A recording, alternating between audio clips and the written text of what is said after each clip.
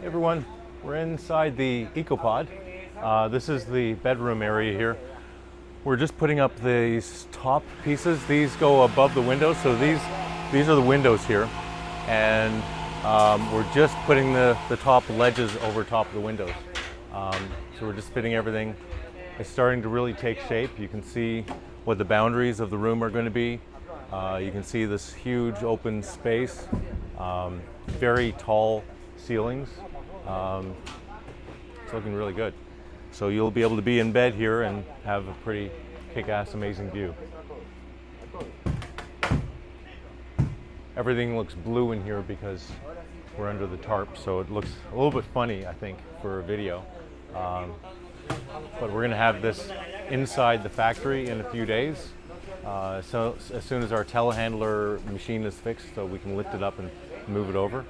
But we should be getting there pretty soon. But yeah, really good progress. Since the telehandler wasn't working, we had to manually lift these sections up, which is quite a bit of work because it is heavy. So we have a good sized team here that just gets it done. Manual, physical labor, and gets it done. So yeah, looking good, exciting.